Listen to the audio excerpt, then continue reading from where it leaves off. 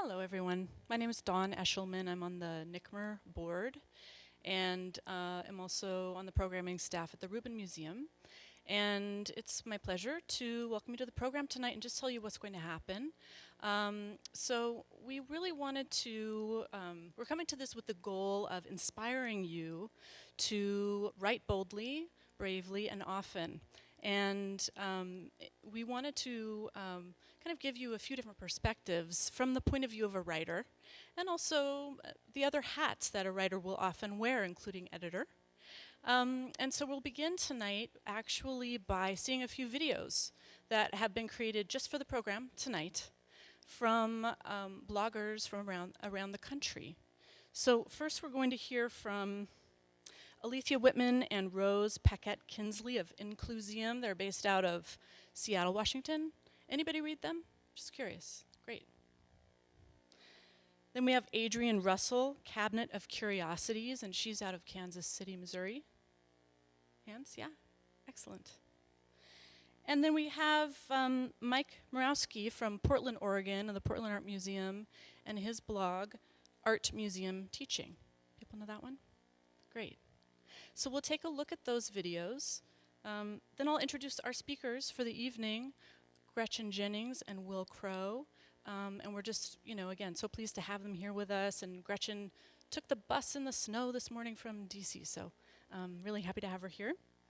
And we'll do a little Q&A after we hear from them. We'll break up into groups, then we'll come back and do a reflection, and there's even an after party. So let's get on with the videos here.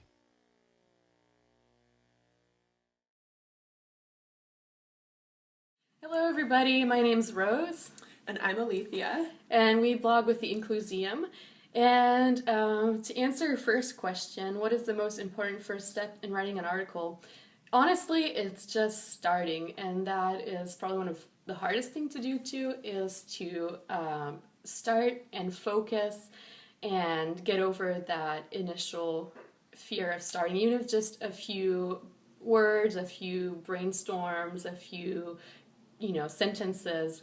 Besides like brainstorming and getting your thoughts out there, we felt like a big part of that process is collaborating and being transparent and open to feedback. Our own writing process is really open, and it's always really helpful to us in the process of getting our own thoughts communicated. We say that our mission is to advance social inclusion in museums, so we really explore social inclusion as a topic through many different perspectives, and our blog has included writing from us, but because of the subject focus that we want to be building a dialogue about, we reach out to a lot of different contributors who have expertise in different areas that we don't. So really a lot of what we do is bringing people together to talk about those things. So the writing greatest hurdle, it goes back to the first answer to the first question, is really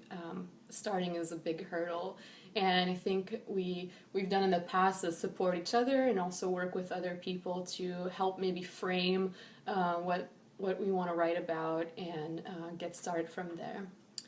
And we thought that it's very difficult sometimes to take big thoughts and maybe even larger pieces of work and then kind of narrow them down to succinct 800-word, very readable blog posts. Really the format of the blog is really trying to share. Getting something down to an 800-word post is difficult, but it's much more effective in a communication sense. And why write? Well, because writing is a great way to share what you're thinking about, but also the amazing work that you're probably doing at your museum or projects that you're doing outside of your work or whatever. It's a great way to share with others, inspire others, and to build connections. Like for the blog, the Inclusium, we think it's a great way to build momentum for more inclusion in museums. The more people collaborate, the more people write, and these different perspectives exist together in the same place. It builds more momentum. Well, thank you. Thank you, everybody. Bye.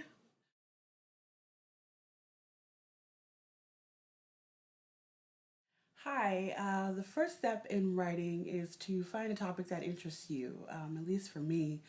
If it's not interesting to you, I don't understand why it would be interesting to anyone else. And that lack of interest and passion will probably come through in your writing. So please at least try to be somewhat interested in the topic. Otherwise, it'll come off as a little boring and fake. And who wants that? Um, Topics of interest to the field are diversity, always, access and inclusion, and for me, just the people. It's always about the visitors. Who's coming? Who's visiting? Why? How are you engaging them? So the story for me is almost always about how we interact with things and these objects that we hold dear in museum collections. My greatest hurdle to writing is actually letting someone else read it. It's very hard to put your own writing out there and put yourself out for critique and scrutiny and sometimes really wonky and rude comments. So I basically just said, hey, it's my blog, it's my voice, I say what I want. If I really don't want to read comments or if I'm that thin-skinned, I can turn them off. But you do learn from the critiques, so I would suggest to take them with a grain of salt and know that the internet is out there and it's open and people will say just about anything they want to say. A lot of things they wouldn't say to your face, but they're going to say them.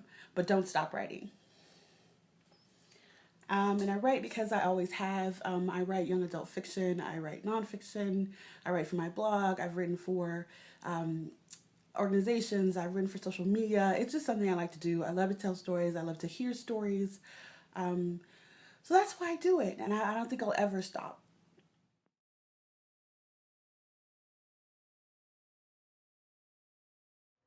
Hey there, everybody. I hope this is working. This is Mike Morawski, Director of Education at the Portland Art Museum in Portland, Oregon, joining you and saying hello in this pre-recorded message. Art Museum teaching, most of you are going to be familiar with it as a site, really an online community that started about 3 years ago as a site that I began really as my own private online writing. It wasn't public. It was a place for me to just go and write about what I was doing. I just decided I needed like a journal, and I was getting fairly, used to online platforms. So I just started writing online, adding pictures. After a couple months, I made it public, and people started reading it, and then people started thinking about whether they could contribute. So I opened it up, and it's been 3 years. I don't know how many posts there have been. And there's now more than 50 contributors to artmuseumteaching.com from all over the world, from museum educators, teachers. We got our first student cross-post contribution recently, representing all kinds of projects, technology, teens in museums, K through 12 learning, gallery teaching, book reviews, all kinds of things. And it's just been this organic online community that has formed that I'm really proud of and think it's a really exceptional thing. Quick questions that I wanted to share. First is how to submit to the site. If you're interested, it's essentially 1,000, 1,500 words, a couple photos that are able to be shared on the site, have permission to share on the site, and just contact me, Morawski27 via Twitter, or Morawski, MURAWSKI27 at gmail.com, and just say, hey, I'd like to share something. And I'll talk a little bit more about kind of the things that I think people should be sharing these days. Okay, so quickly, why write? I think one of the reasons the online writing, one of the things it can offer to us as museum educators is a forum for reflecting on our practice and reflecting personally, which is how I started the site. But then I think the important part of it is taking that public step. Important steps in writing a digital piece. I pulled out 3 things that I think are just key, and they make digital writing different than academic writing. One, hyperlink the crap out of blog posts. We live in a hyperlinked world. You can link to stuff online. And I think it's really cool when you're reading through something and you can dig as far as you want by clicking on people's links to sources, further readings, museum websites, other blogs. Just go for it. The second thing I think is embrace a personal perspective. Use first person. Say, I tried this. I worked on a team to do this. In academic writing, again, you're not going to see a lot of that. And so I think embracing our personal roles, who we are as museum educators. Critical thing I have learned. I'm going to try to keep this as simple as I can, although I hesitated to say anything. But it's something that I think I'm starting to feel a little bit more passionate about. So I'm just going to go ahead and say it. I still feel like the field of museum education is still defined too much by academic publishing and people who are not currently in museums or currently on the ground, on the floor. One of the things that artmuseumteaching.com has done is surfaced a lot of people who are on the ground in museums, and a vast majority, if not all the authors, are there doing it on the floor and right in there with our visitors, sharing those experiences. And I just to show, this is so this is a pile of books that are written by people who are actually working in museums when they wrote the book. And this is a pile of books off my shelf of books that were written by people who are academic faculty positions, not working in museums as they're writing our theory.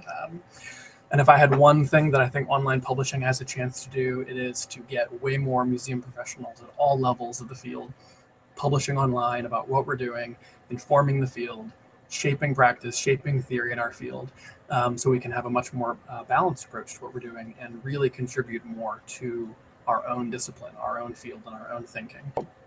I'm going to wrap it up. I know this was supposed to be short. I thank you for the time to sort of share. I really hope that many of you read artmuseumteaching.com. I hope that you contribute already. I know many of you do.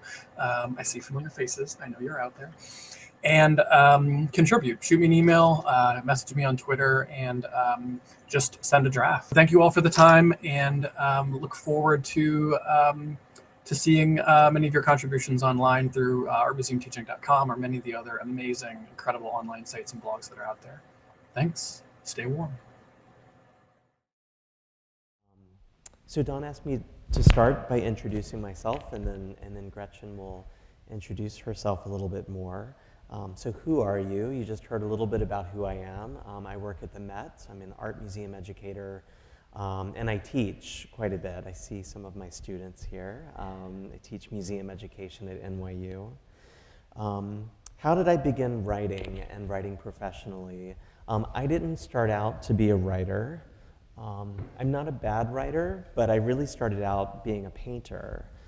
So my background is in studio art, and I think I really became a painter and later a writer because I wanted to communicate my ideas in some way. I wanted to give my thinking some kind of externalized form. So writing happened to be a convenient way of doing that later in my career. In terms of my own trajectory of development, projects that I've worked on or been inspired by, really most of my writing has been rooted in projects that I have done or led in my work at a museum. So they've really come out of things that I've been working on in my daily practice. And so in many ways, my writing started as reporting in some way, and then hopefully going beyond reporting about those projects or those programs and connecting them to some larger idea or some larger question that was out in the field that I thought people would be interested in. And then the last part of the introduction, and then I'll pass it over to Gretchen, is why write? It's actually a really apt question. I worked at the Morgan Library as one of my first museum education jobs, and I think at that time there was a public program called Why Write around literacy. I'm looking at Marie, who worked on that program and works on that program. As I thought about that question of why write, I actually thought about one of my favorite novelists, Annie Dillard, who wrote a really beautiful book called Pilgrim at Tinker Creek. I love that book. Yeah, Tinker Mountain is actually near where I grew up in Virginia. But Annie Dillard says that she often doesn't know what she thinks until she writes it down.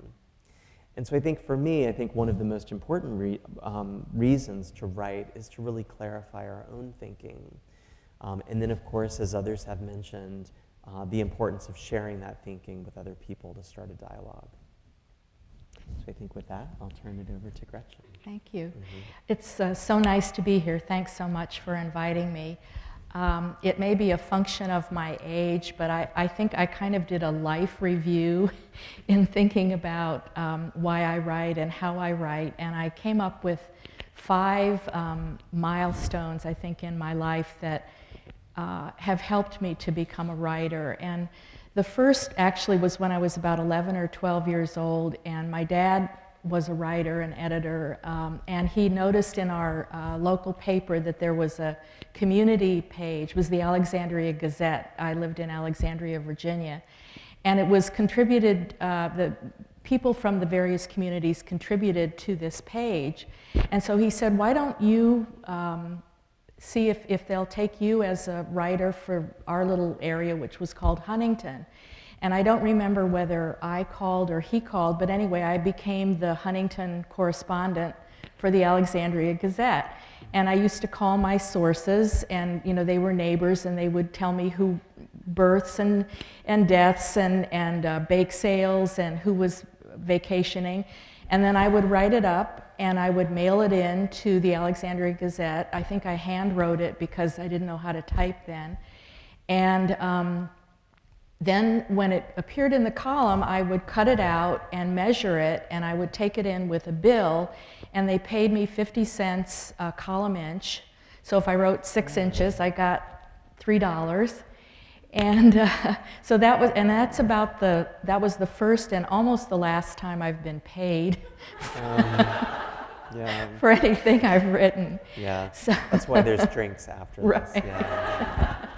So, and then the second milestone was a wonderful English teacher, and I think, how often things go back to our wonderful teachers, but Mrs. Boyle was a great teacher when I was a junior in high school, and she asked Sheila McGuff, my classmate, and me to be the writers of an article that the Washington Post had requested. They were doing articles about local high schools. And she told the class that she selected Sheila because she had a kind of a creative flair, and she selected me because I was very well organized. I had gotten an A on an outline assignment. And I do think that that still is something that I am good at, is kind of organizing my thoughts. Then a third thing is that after college, and I majored in African and European history, I taught for a number of years at the college level, community college, African art and African history and European history.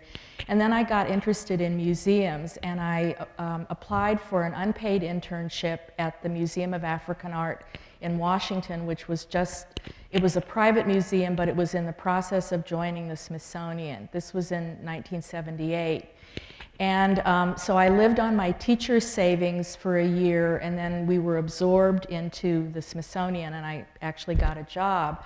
But when I came to Washington, I joined the Museum Education Roundtable, which I think is the mother of all museum education roundtables. It's celebrating its 40th anniversary this year. And they had a little newsletter called Roundtable Reports, which then became the Journal of Museum Education. And I discovered that there was a literature to this new field. I fell in love with museum education. I was made the docent coordinator, and I really loved it. But I began to read about both museum education and also the museum field generally. And Roundtable Reports really introduced me to this. And so I think the understanding that there's kind of a source for what you're thinking, as well as something that you can contribute to, is really an important thing to think about as a writer.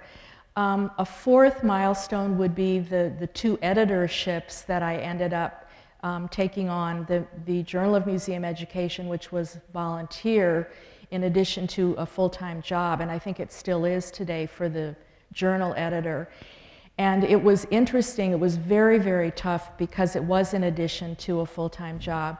Then when I left the Smithsonian in 2007 and retired from full-time work, I took on the editorship of Exhibitionist, and I was actually paid for that.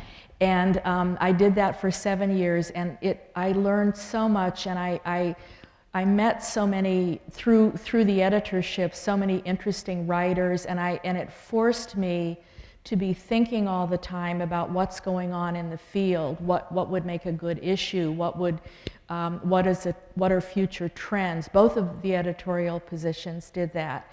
So that was a very important kind of a contribution to my life as a writer. And then finally, in 2011, after I'd been retired for several years, I was at the American Association of Museums meeting in Houston. And there was a lot of discussion among the delegates and, you know, among my colleagues. I don't know, things weren't necessarily appearing in sessions that we were interested in. And so I thought, you know, I could write about this. I'm not working for anybody. And there was also kind of a discussion of people were afraid to speak out. It was still, the economic downturn was still going on. People who were consulting said, you know, there's some things I'd like to say, but I don't want to say them publicly. I've got a job to keep, or I've got a consulting job to keep. And I thought, I'm not working for anybody. I wrote to the Exhibitionist and said, I'd like to blog as long as I keep it separate. You know, is it okay with you if I write whatever my thoughts are? And they said, fine. I wasn't earning my living by being a consultant. I was living on my pension and my retirement. So that's why I started Museum Commons, because, and there was a speaker at that conference, Lewis Hyde, who writes a lot about the cultural commons. And, you know, the commons originated from places in the English countryside where villages grazed their flocks together. It's publicly owned land, but the word commons has come to mean kind of a public space, whether it's land or whether it's intellectual kind of discourse. And so that's why I called my blog Museum Commons, and I selected Judy Chicago's dinner party as kind of the backdrop for it, as the idea of a conversation. And I have tried to write about things that are difficult to discuss in other museum contexts, but that people are thinking about, like sometimes the lack of authority that museum educators have and the lack of prestige they have. I've written a lot about that. I've written about race, about museums' lack of acknowledgement of events like Trayvon Martin or Ferguson or other important things in communities that we say we want to attract. I've written about immigration. I've written about sexual harassment in museums. So so Museum Commons has given me a chance to think out loud, and I would like to relate to what Will said. I always thought that Doris Lessing said, I write in order to know what I think. But I think a lot of authors have said it, because when I write, it produces thoughts that I didn't have when I was just thinking about things. Writing really forces you to clarify and state things in a way that if you're just having them in your head, it doesn't happen. So I would say that's why I write, both to contribute to the discourse and the literature of the field, and because it forces me to think about, to really, to know what I think, as Doris Lessing said. So I think now I think we're moving into our discussion. This question that's up on the screen, which is, how do you go about selecting a topic? Right. So do you want to start us on Sure. And I'm wearing two hats tonight. I'm both speaking as a former editor and then also as a writer. And so as an editor, you know, talking with you, I would say, you know, if you're saying, well, how do I think about what to write? One of the best pieces of advice I ever got was from Elaine Gurian. I'm sure many of you know of her. And she is slightly dyslexic, and so when she began giving presentations, she had to write everything out and then have somebody else look at it, and then she would read what she had written so that she wouldn't make a mistake or misread what she had written. So she saved all of those, and really she had kind of a first draft of every presentation she'd ever made. It's such a common sense thing. Instead of just doing a bunch of little scattered notes, write out and plan more what you want to say for any presentation that you're going to make. to colleagues or at a conference or whatever, and then that could be the basis for an article. So that's one place to start. I think social media is certainly another place to get ideas. And I think a third area, despite what Matt says about academic writing, but if you go to the how to contribute pages of almost any journal, and you're going to get a handout with a list of many, many museum journals, you'll see what their guidelines are for sending in an article, and you'll also see if, for example, like the Exhibitionist publishes on a theme every issue. And so they will often say, these are the themes that we're thinking about for upcoming issues, and they will also give a call for papers. For example, right now, the call for papers from Exhibitionist, if you go on their website, is on inclusiveness and accessibility and universal design. Well, even though Exhibitionist is mainly a publication for people involved in exhibition design, many educators know a lot about accessibility and universal design, so you might be able to answer that call for papers. So those are my suggestions for where to start. And for my own writing, I would say also I've used previous presentations. Like Will, I've used projects that I'm currently working on. And I also find social media invaluable for suggesting Twitter. The Twitter feeds that I follow are mostly people that talk about their work and about, hey, I've read this interesting article, and so I take those and I mail them to myself, and then I file them in my Outlook file, and I also file them in Evernote, and then I keep those notes and try to go through them to look for things that I'm interested in writing about. That's great. This might seem obvious in answering this question of how you select a topic, but I write nonfiction. But I say that because my partner is a fiction writer and is always grappling with character and setting and plot and all of these things that I feel like I don't really have to concern myself with too much. But instead, I really think about, what am I doing on a day-to-day basis, or what am I involved with, or what am I engaged with that really connects with some larger idea or question out in the field that I think other people might be interested in. So I mentioned earlier that it might start sounding like you're just reporting out on what you're doing, but I think that if you're connecting it to a big idea, there can be a lot of powerful potential for writing there. I think really great writing is specific. I think that it's writing that comes from a place of specificity, either about a particular example or program or event or person or idea. I think not unlike teaching from objects, which is also very specific, the great power comes when you're connecting that specificity to something more universal or a larger topic. So I would really encourage you to think about what you're doing in your specific practice that also connects to a larger idea.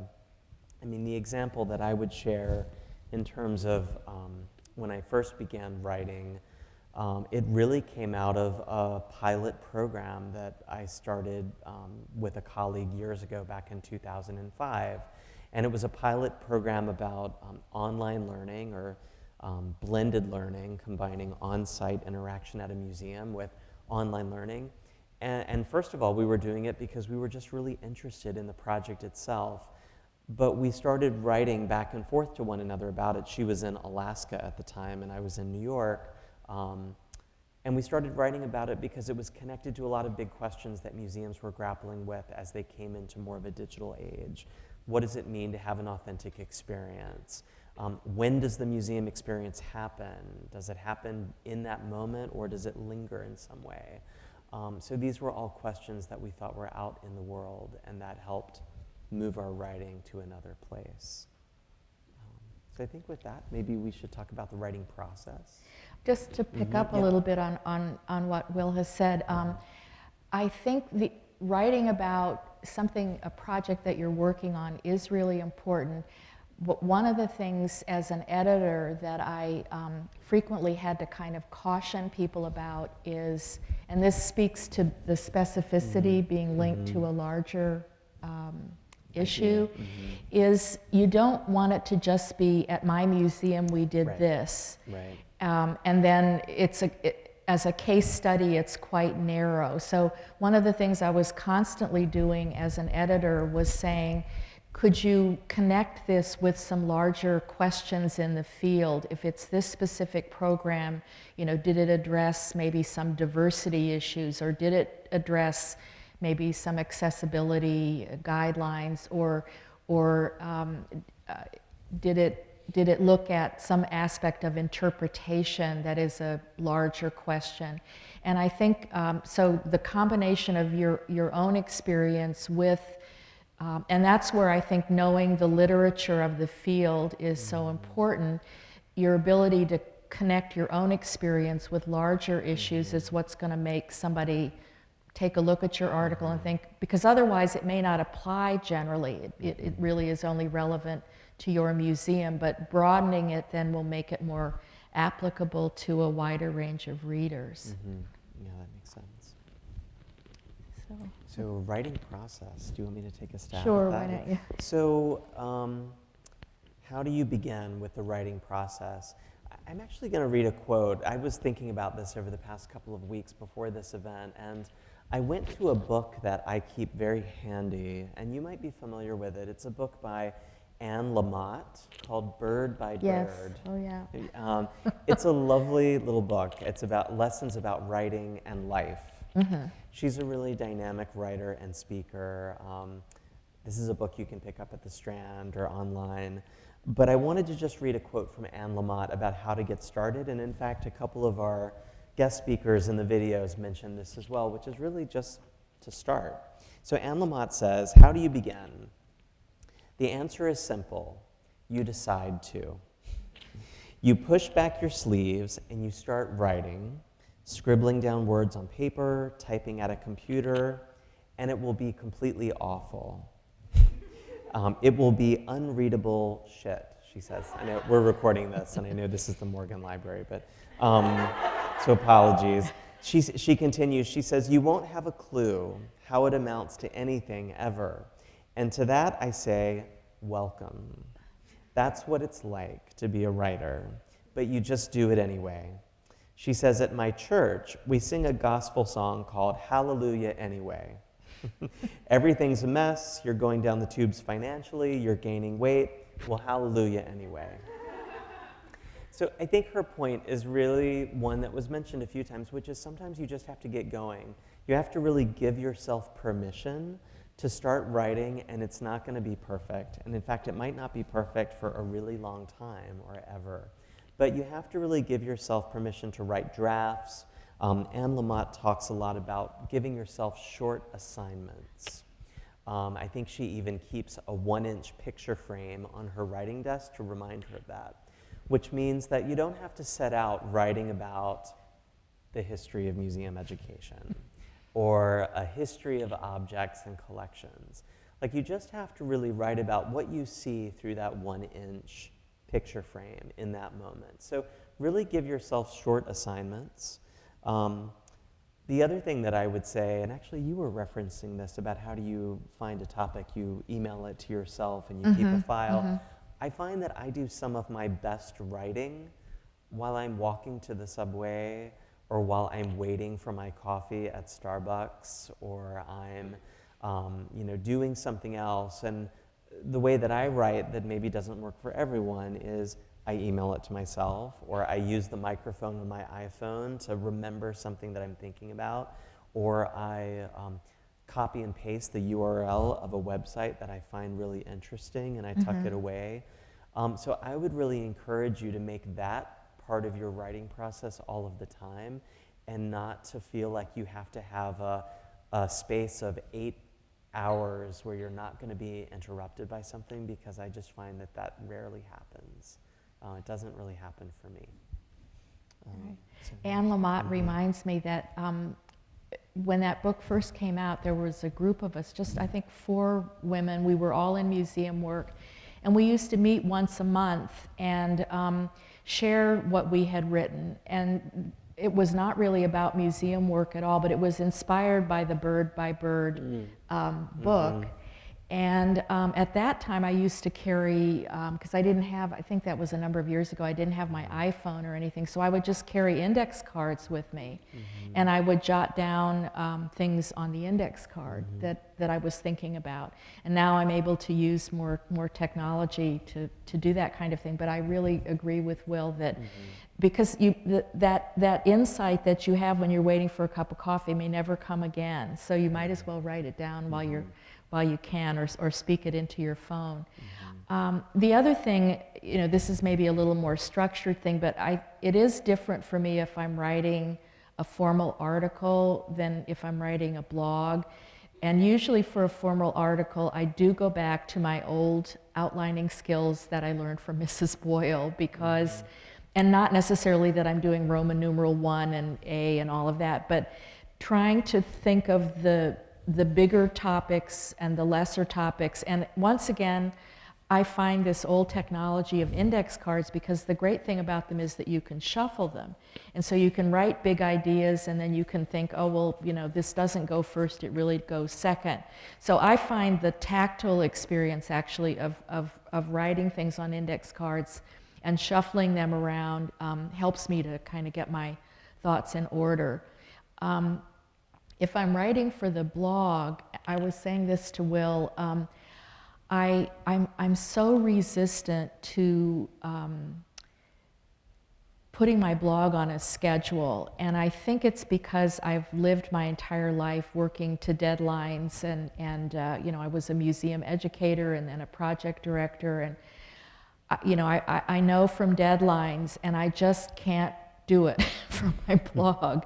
So I prefer to kind of pick up on things that are going on in the news, or something that's current in the field that I see.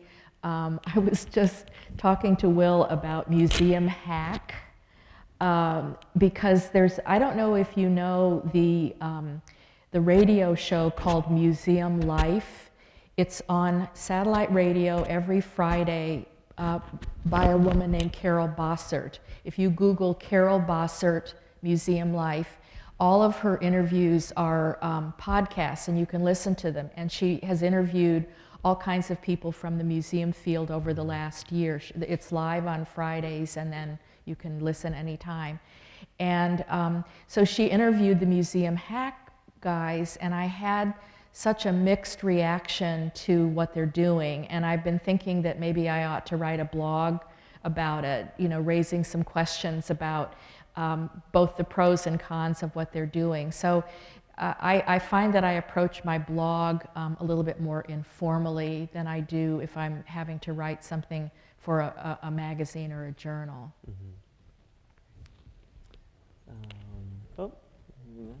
Wait, we're out of time? Oh, how do we decide the outlet? Is that, so should I? Right, yeah, feel free to continue. How do we decide what outlet to pursue, and how does it relate to audience? Right, well, I think one of the best things, because so many of the outlets kind of define your audience, would be, again, to go to that wonderful list that has been created for you by the organizers of this program.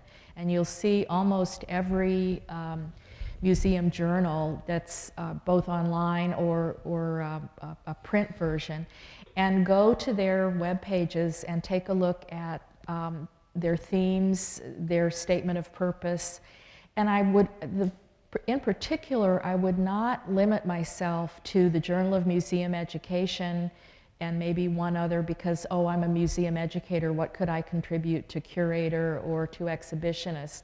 Because there's always a place for the perspective of interpretation and education that all of you bring to whatever magazine or journal you're writing for. And specifically, for example, with Exhibitionist, every issue, there are 2 issues a year, there is an exhibition that is critiqued. And the editor is always looking for 3 people. We always have 3 people write critiques of the same exhibition independently of each other, and we try to have them be from different aspects of the field. So the editor is always looking for people with your kind of background. And if you happen to live in the city where that particular exhibit is being, is being featured, then you could write that article. I would also just write to the editors of these various journals and say, I'm a museum educator. I've had X number of years of experience. It could be that you're saying, I don't have a lot of experience, but I'd like to begin. Do you have any suggestions? I think that most editors are very approachable, and they're not too busy to answer a question like that.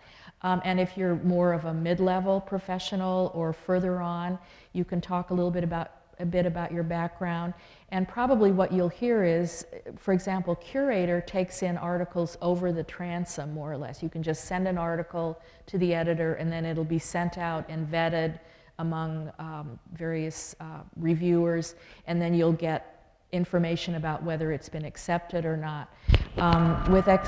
With Exhibitionist, as I said, there's a theme, and so you need to be looking ahead at what the themes are and then thinking, is this something that I could write about? And I think by doing that with all of these different outlets, and particularly with blogs, I don't know a blogger that doesn't welcome guest posts.